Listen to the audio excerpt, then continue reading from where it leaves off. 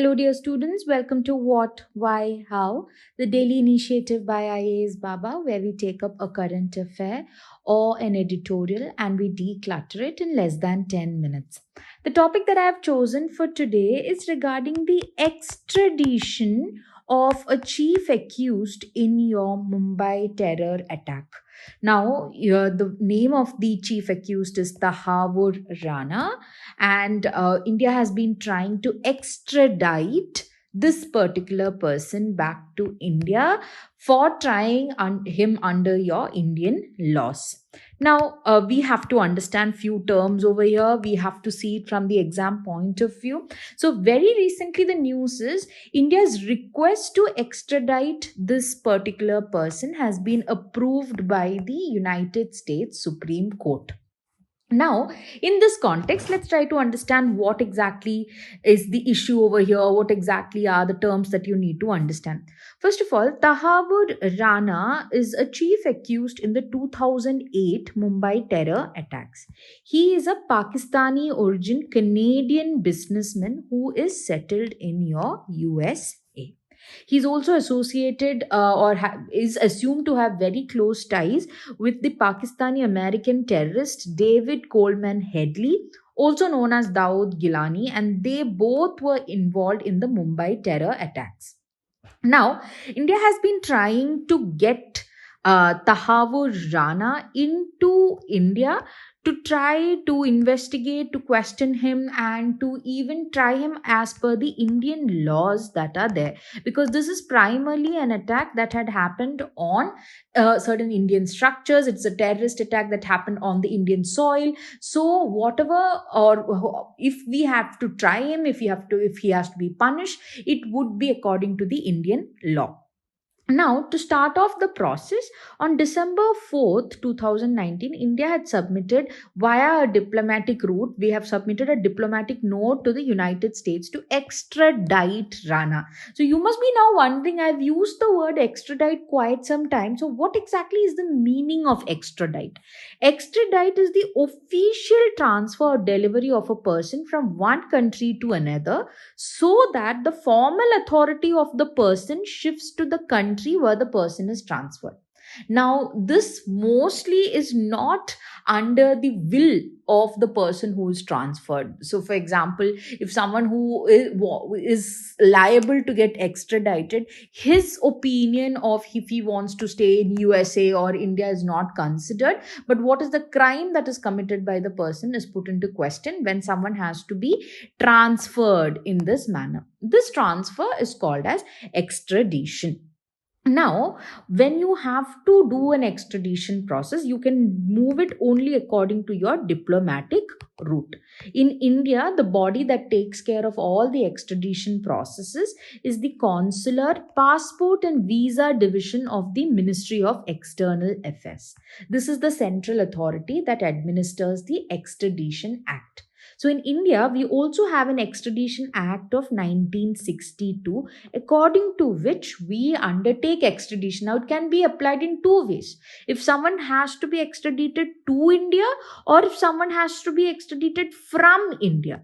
In both of these cases, the Extradition Act of 1962 is what comes into place.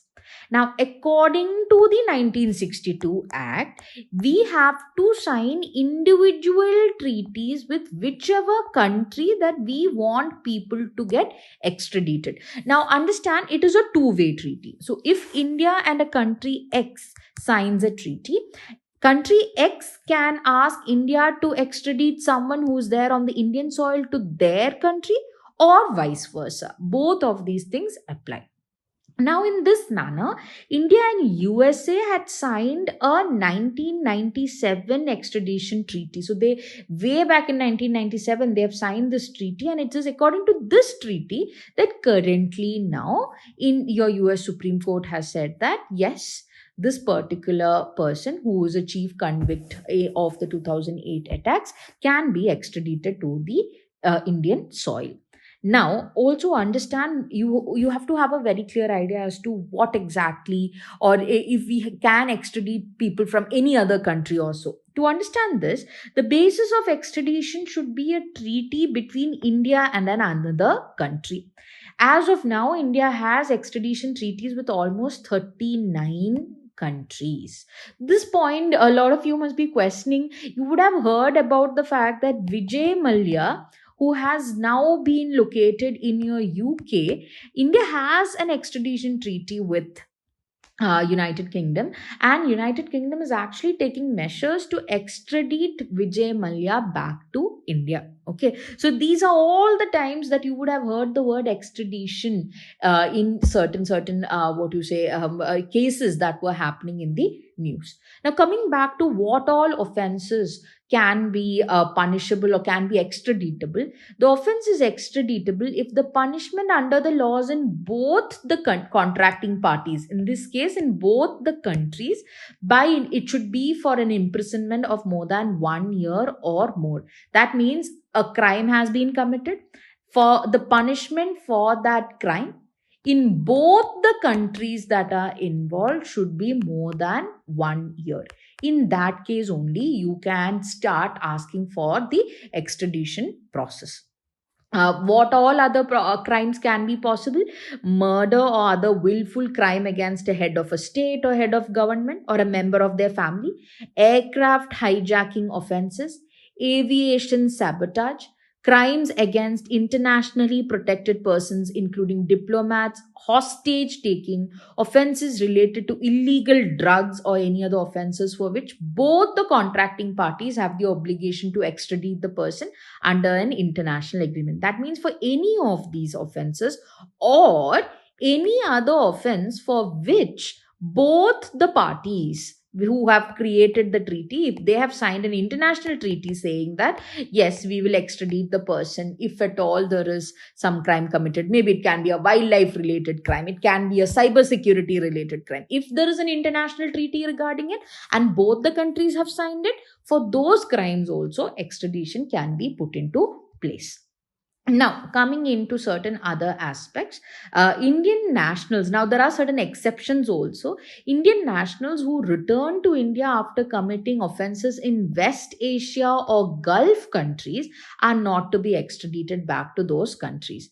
They are liable to be prosecuted in India according with the Indian law. That means here what happens is, in these particular scenarios, even if the Indians do come back after committing an offense, we have not signed, barring Oman, with no other countries, we have signed proper extradition treaties in this manner.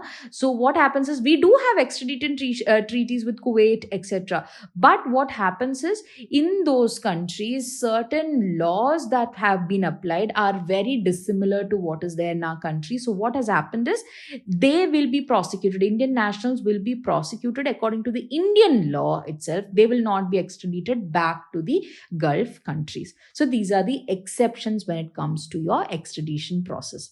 The reason we took this up today is because in the coming days you're going to hear more about the Rana extradition, etc. So the current case which is there. So I hope the word extradition and the laws related to it and the provisions related to it are absolutely clear for you.